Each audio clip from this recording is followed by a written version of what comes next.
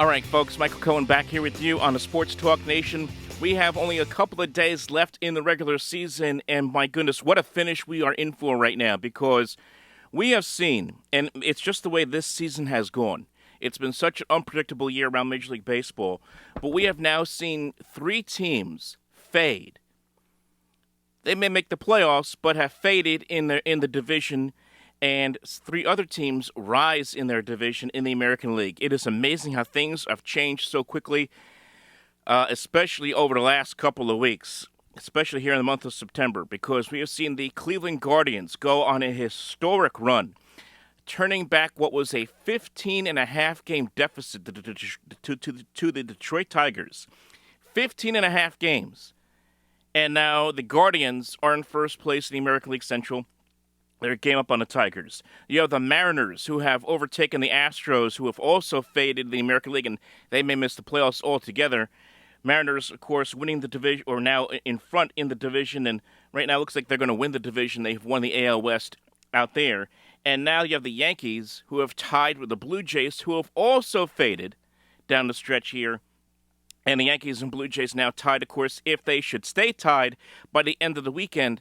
The Blue Jays take the division, the AL East, because Toronto won the regular season series head-to-head. All those games Toronto won earlier in the year against the Yankees, certainly paying off. They're 8-5 against the Yankees head-to-head. But right now, if you take a look at this, I mean, just take a look at the Guardians, who not that long ago, on September 4th, were a game under 500. They were a game under 500 at 69-70, and have since that time have gone 17-2 to overtake that division. Of course, Detroit collapsed, one of the most historic collapses we have ever seen, and certainly overtakes, let's just say, the Mets collapse from 2007 and 2008. I know a lot of people want to mention this year. As I've said before, that Met collapse this year, nothing like what we saw in 07, 08, but nothing can compete with what the Tigers have done this season. And then, of course, the Mariners, who were, kind of hovering around 500, above 500. They were 5 above 500. As recently as September 7th, they had lost like 4 in a row at that point. They have gone crazy. They have gone now 15-1 since, and are now 89-69, and are, of course, won the AL West, taking it over the Astros, who have also faded here down the stretch. It is amazing how these teams have just turned things around.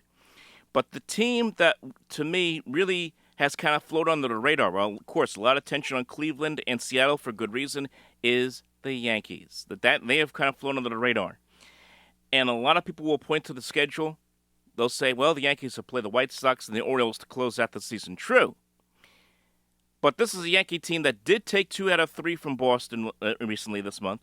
They did take 2 out of 3 from Toronto. And they did take 2 out of 3 from Houston. So they have beaten some good teams here in the month of September.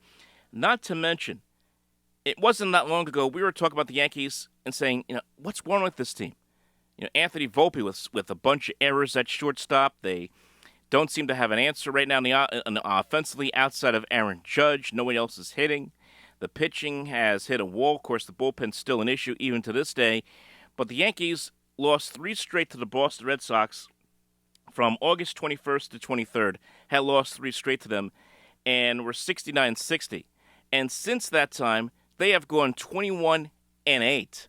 Okay, and if you go recently as September 11th, when the Yankees were 80-65, they have gone 10-3 since that point, and right now have tied Toronto for the AL East lead.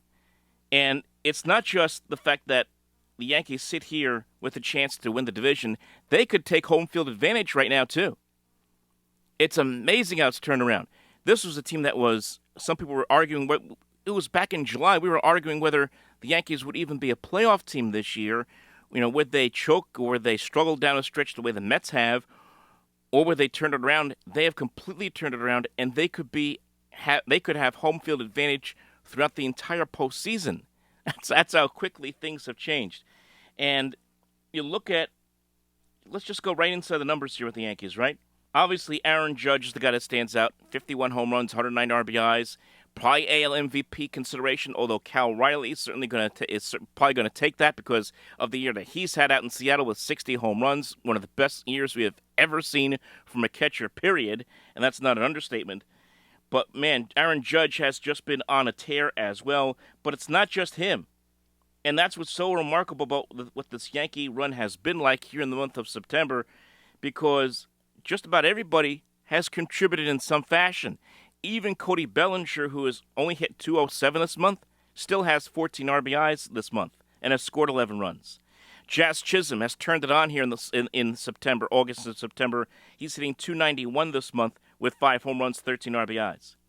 Okay, Trent Grisham, 17 RBIs, even though he's hitting only 186 this month. Ben Rice, fantastic. He's hitting 333 this month. Can catch, can play first place, can do whatever you need to do in this lineup.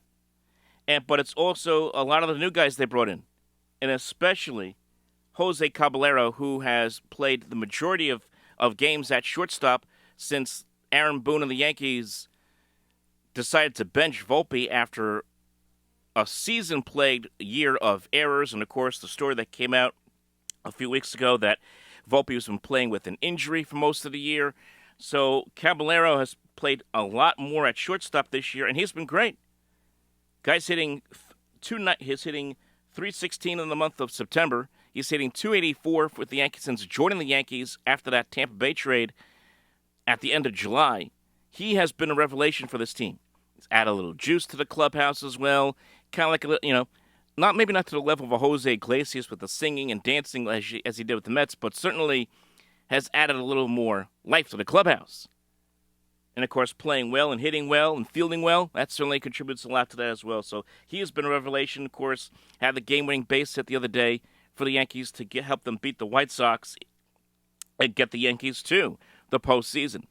But that's the reason why the Yankees right now sit here with the chance to win the division, if not take the American League home field, because they have guys that right now are hitting in big spots. That's the difference right now compared to where we were earlier in the year, where it was like it's just Judge and nobody else, home runs and nothing else. It's changed just a little bit now.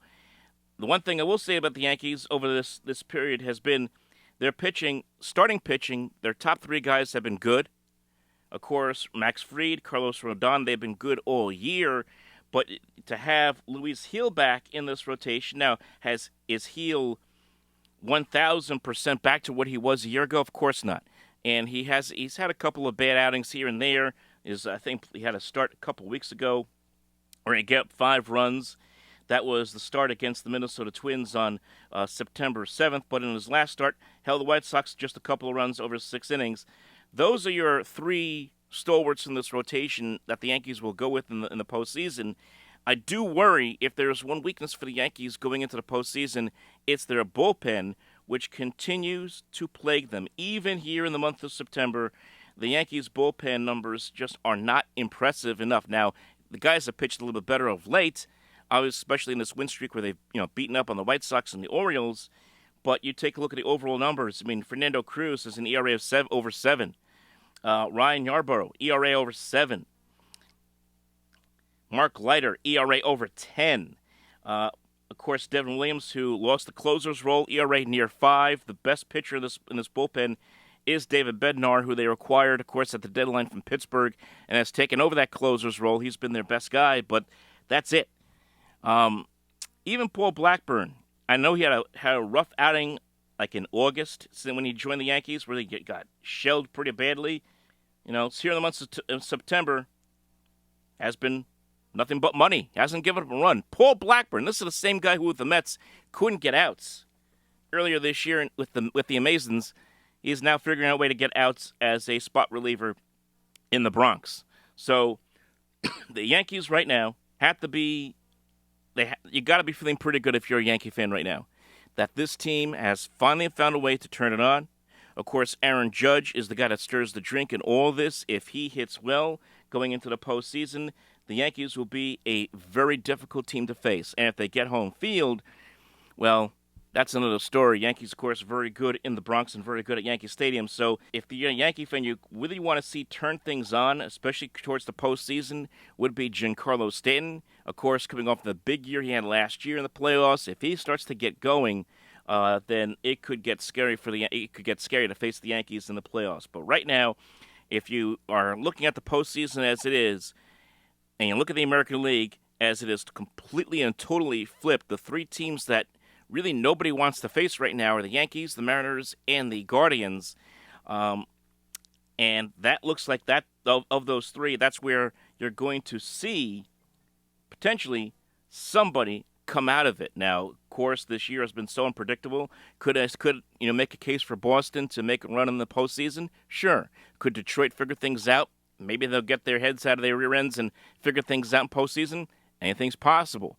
But the turnaround by these three teams has been remarkable, and the collapse by teams like Toronto and Detroit also remarkable.